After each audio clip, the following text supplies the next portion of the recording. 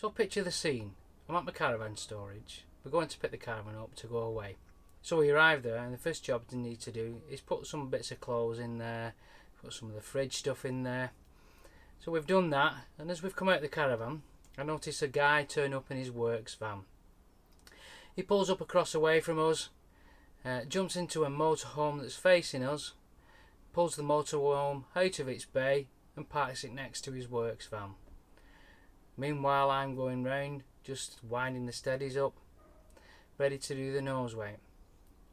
As I get to the front of the caravan, I look to the left of me and I see the guy open the van of the motorhome, then opens the door on his van, which is at the side of it, and chucks a few bags in. Then gets in his van and puts it in the space where his motorhome is, and he drives off, away into the sunset, on his holidays. I've still got 2 locks and the lock on the hitch lock to hitch up, check on my lights before I can go away. At this point, me and my wife look at each other and say, that was easy. So, to motorhome or to not motorhome? So we've had this motorhome caravan conversation several times, and I think the idea that we're going to look at is probably in about 8 years time, we're going to go for a motorhome. So what's the pros and cons within that? Well, we've talked about this for hours and hours. Like I say, I like the fact that in a motorhome, if we're going on a long journey, we can just stop if we want to, where we want to, not on the hard shoulder but in the service station or at the side of the road if we're on the A roads, and then we can go in the back and make a brew, have a drink, go to the toilet if you need to, and everything is self-contained, whereas you can't do that in a caravan. In a caravan, when you've got set up, you've got the beauty of you've got a car, you'll be able to go to various places. We can go to the shops, we can go to local attractions, we can get ourselves around. Can you do that in a motorhome? You set up on site. I know you have the standalone awnings, but I would hate to be driving that thing around all the time. So there's the argument there. So the biggest thing we get in a motorhome is obviously the cost. It's probably the second biggest purchase you're ever going to make. For something like this, which is the Bailey 744, which is at the moment on offer at £44,000, it is quite a big purchase. Now, obviously you can buy a car and a caravan for that.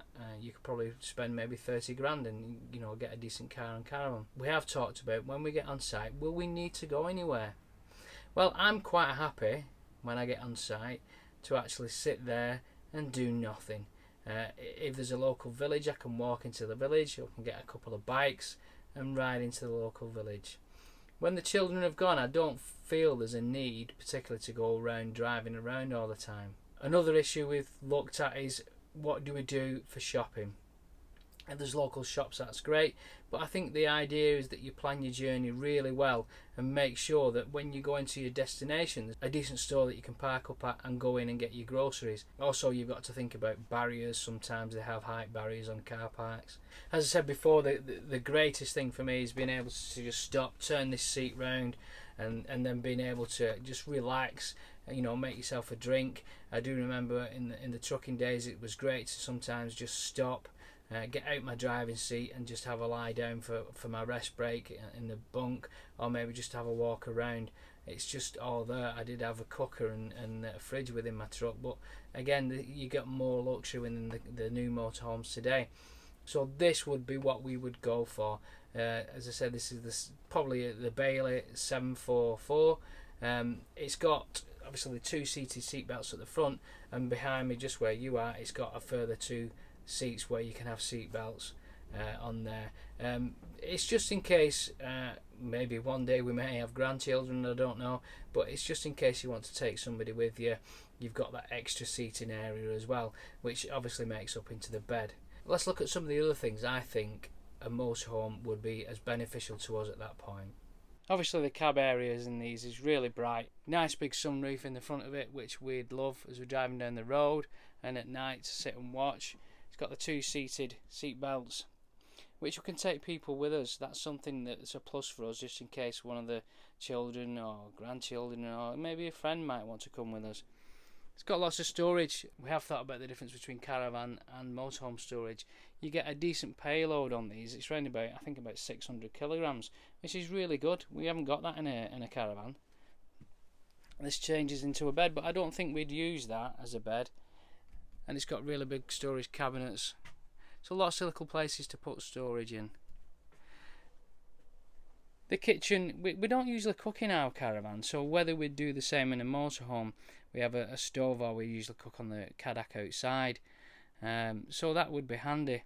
And it's got a little bit of flap there where you can, make the food preparation area a little bit bigger. And a microwave. Our van now at the moment, we've never had a microwave before, but we have used it several times, so it does come in handy. The biggest thing for us would be a fixed bed, and this has got a really nice fixed bed at the back. That's in its day position. It does slide out and come out a little bit further. Big shelf across the back of there to put in, I don't know, what would you put on there? I don't know. A little bit of a skylight, that could be a little bit bigger possibly, and a window at the back, and storage. Very slim wardrobes either side. So possibly we may need to look at different wardrobes, because they're not very big, to be honest with you. That's got the table in it. It's a bit of a nothing cupboard for me, that, really. And there's storage underneath the bed as well, I would imagine. There is another wardrobe here, which is quite big. You'll get decent hanging stuff there. The bathroom would be a selling point for us. This one's got electric flush Thetford. It's not a fully lined shower, so I'm not sure whether it's got one of these curtains, and there's nothing worse than a shower curtain sticking to you, so maybe we'd go something with a better shower than that, really. Maybe a fully lined, but we would have a fixed bed. It has got a tray at the bottom.